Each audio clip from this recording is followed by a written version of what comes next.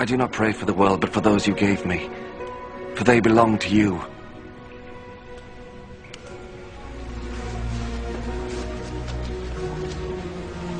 All I have is yours. And all you have is mine. And my glory is shown through them. And now I am coming to you. I am no longer in the world, but they are in the world. Holy Father, keep them safe by the power of your name. The name you gave me. So that they may be one. Just as you and I are one. While I was with them, I kept them safe by the power of your name, the name you gave me. I protected them, and not one of them was lost, except the man who was bound to be lost, so that the scripture might come true. And now I am coming to you, and I say these things in the world, so that they may have my joy in their hearts in all its fullness. I gave them your message, and the world hated them, because they do not belong to the world, just as I do not belong to the world. I do not ask you to take them out of the world, but I do ask you to keep them safe from the evil one. Just as I do not belong to the world, they do not belong to the world. Dedicate them to yourself by means of the truth. Your word is truth. I sent them into the world just as you sent me into the world. And for their sake I dedicate myself to you in order that they too may be truly dedicated to you. I pray not only for them, but also for those who believe in me because of their message. I pray that they may all be one. Father, may they be in us, just as you are in me and I am in you. May they be one so that the world will believe that you sent me.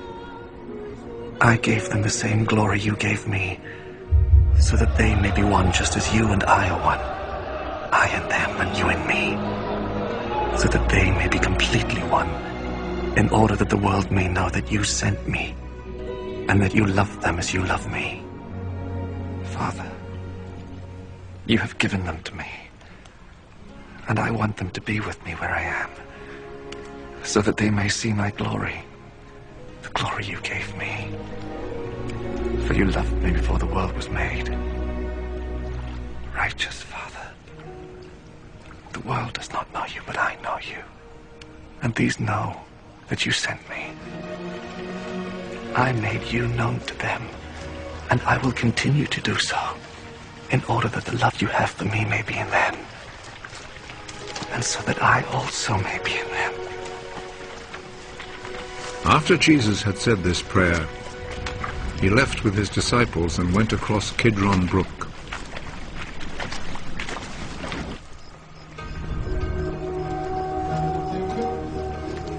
There was a garden in that place, and Jesus and his disciples went in.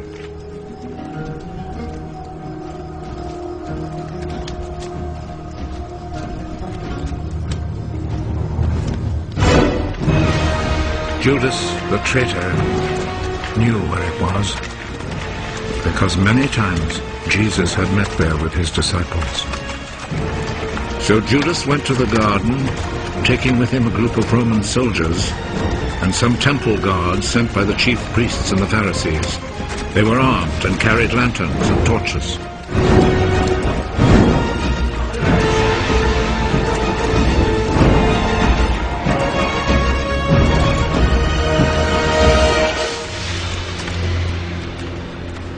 Jesus knew everything that was going to happen to him, so he stepped forward and asked them, "Who is it you are looking for?"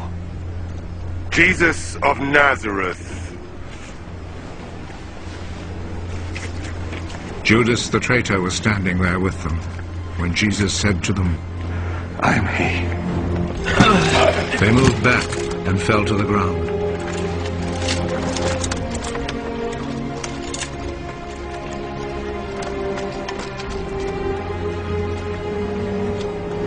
Again, Jesus asked them,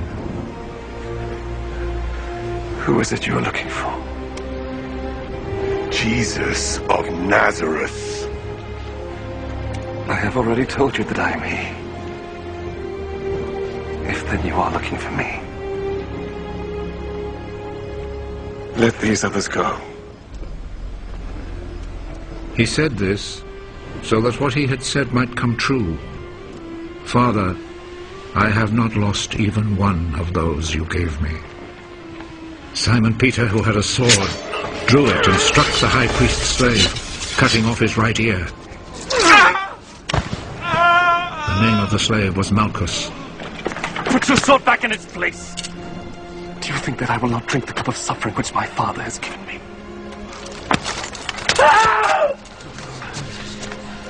Then the Roman soldiers, with their commanding officer and the Jewish guards, arrested Jesus, tied him up,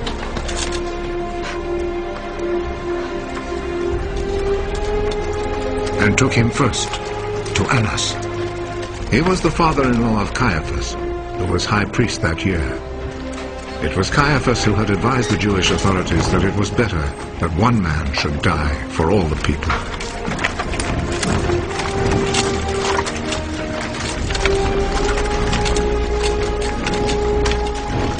Simon Peter and another disciple followed Jesus. That other disciple was well known to the high priest, so he went with Jesus into the courtyard of the high priest's house, while Peter stayed outside by the gate.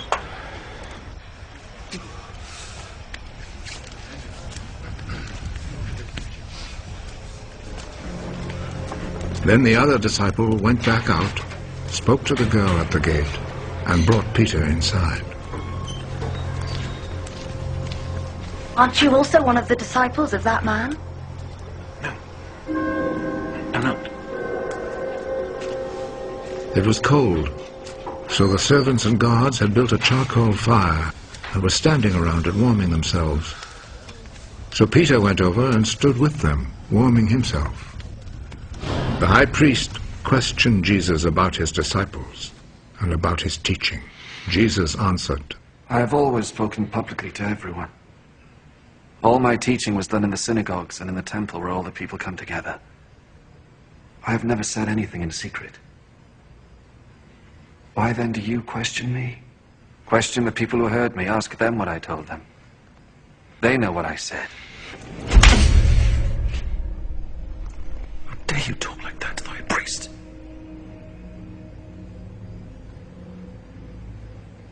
If I have said anything wrong,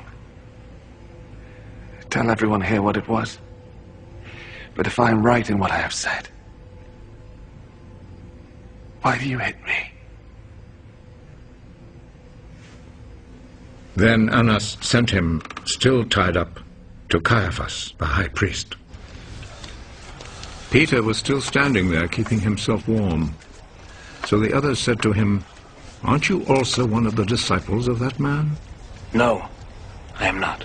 But Peter denied it. One of the high priest's slaves, a relative of the man whose ear Peter had cut off, spoke up. Didn't I see you with him in the garden? No. And at once, a rooster crowed.